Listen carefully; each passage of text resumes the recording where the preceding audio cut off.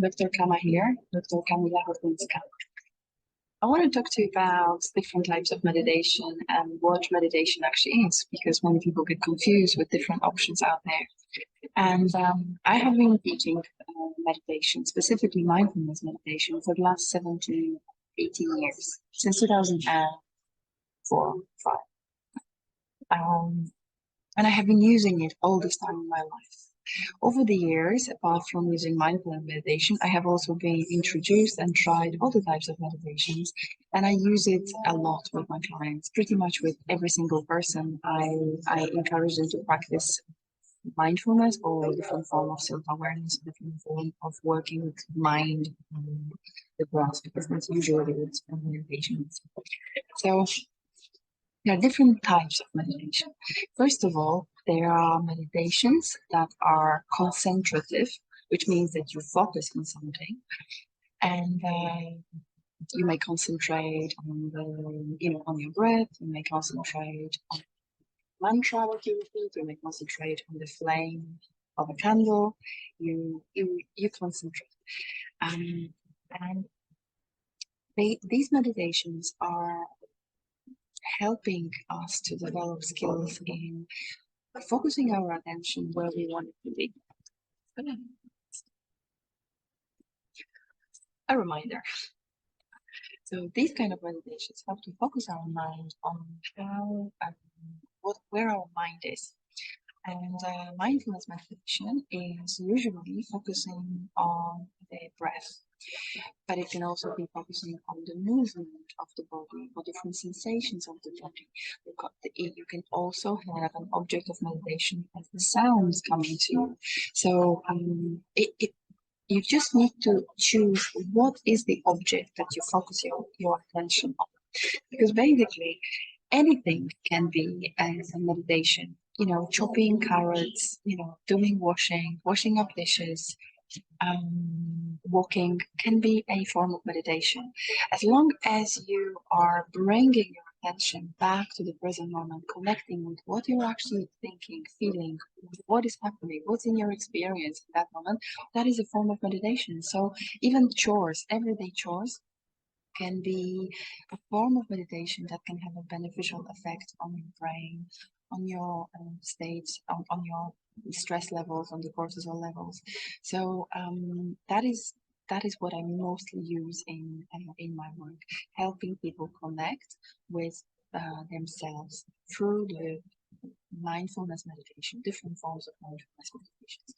Other meditations can be based on repeating certain phrases or making certain sounds. For example, singing Om, which is the primordial sound, and that then focuses the mind, but also the vibration in those kind of sounds, or the vibration of certain mantras, certain kind of phrases, also activates the vagus nerve, which runs at the back of our neck. So the vibration of the vocal cords activate this vagus nerve, and vagus nerve is a part of parasympathetic nervous system. So that part of nervous system that is responsible for our relaxation, for resting and digesting well. But that's a different subject. So different ways to activate the vagus nerve can also be, for example, singing or humming. That can also be a form of meditation. That's why some people go to choirs, and that has a massive effect on their stress levels. It's something that they relax. It's not just the physical interaction with other people who are into the same activity, but physically singing and vibrating their vocal cords will also be like a form of meditation, and will also have beneficial effects on their state of their nervous system. The other type of meditation can be movement. Movement is what I actually now personally like the most. So for many, many years, I was sitting in meditation, because this is how I was trained initially, because mindfulness comes from Buddhist form of meditation, or different Eastern form of meditation. So I was usually sitting in meditation and like just focusing on the breath and stilling the mind, feeling the body, but not moving. And when you start your meditation journey, it can be actually helpful because then you have less distractions. So it's easier to start focusing the mind when you are sitting, when not much is happening in the body. Well, actually, a lot is happening in the body, but at least you are sitting and your eyes are closed, and you can just pay attention to one object, which is your breath. Even though your mind will still be kind of wandering here and there and everywhere, you at least have one thing to bring yourself back to. While in movement meditation, which I really like and I have liked for, I would say, 4 or 5 years now out of my 18 years journey, you generally feel your body from the inside. You feel how the energy is flowing, or where your body wants to move, or how it wants to move. So from the outside, it will look like I'm dancing, but actually I'm meditating because I'm letting my body make the moves. My moves are not coming from my head. It's like, oh, to look cool. It's more about if my body wants to move in a certain way. I may even like keep repeating the same move just to connect with how it feels and what it does to my body, or which part of the body is stretching, and where do I feel heavy, where do I feel light. So this is my favorite form of meditation. It's my mindful movement meditation, and I use all those different forms of meditation on my retreats and in one-to-one sessions with clients.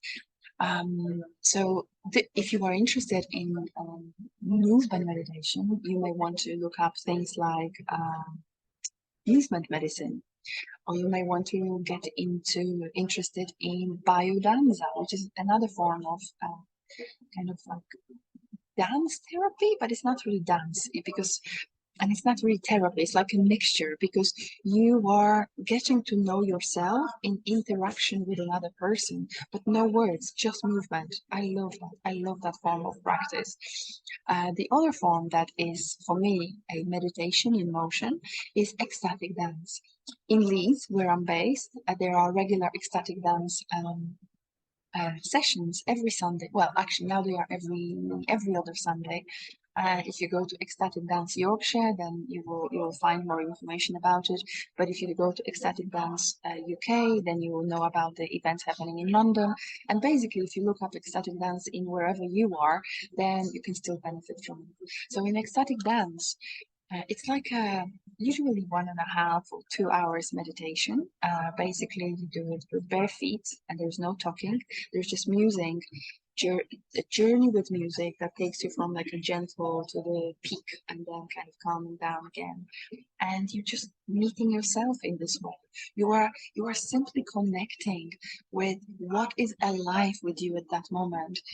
But how do you feel? Maybe on the day when you come to do the ecstatic, you actually feel upset about something. Or maybe there is some anger or disappointment and you just want to release it from the body. Or maybe there's lots of joy. But usually there is a mixture of emotions happening.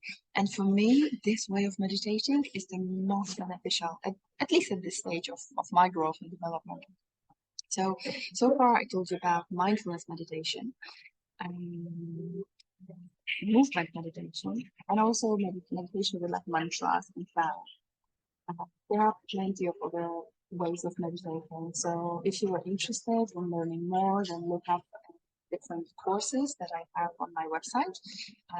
I have a course that is called Help Yourself to Happiness, and I also have a really big course called Inner Light Academy. It's a 3-month long course. And for both of those courses, meditation and mindfulness and developing self-awareness is the key. It's like the foundation of everything else.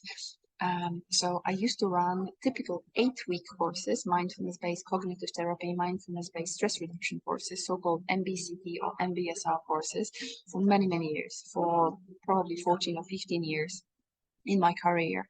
I used to teach it. I used to supervise other professionals in how to run it.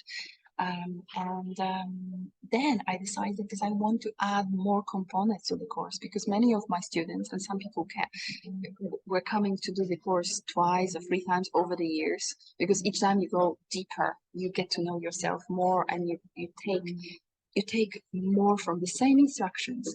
So those people were asking, okay, what is the next step? Can we do an advanced course? So about, I think 4 or 5 years ago, I created a Help Yourself to Happiness course. And then last year, I created Inner Light Academy. So it's mindfulness plus. It's like an advanced course in mindfulness, bringing different subjects, different spiritual tools. Okay, I'm outside. I'm in a bar, so that's why you hear the background noises. But in those courses, I put other tools from my toolbox, the things that I use with my one-to-one clients. But obviously, doing the course is much cheaper. And then there will be also ebooks on that on these subjects available on my website very soon. Or depending when you're watching it, they might be available now. So that's it from me for today. And if you have any questions or if you are interested in learning more, remember that you can always book a free consultation call, a 15-minute connection call with me through my website, or basically book a course of sessions. So I look forward to hearing from you. And for now, thank you and wishing you a beautiful day.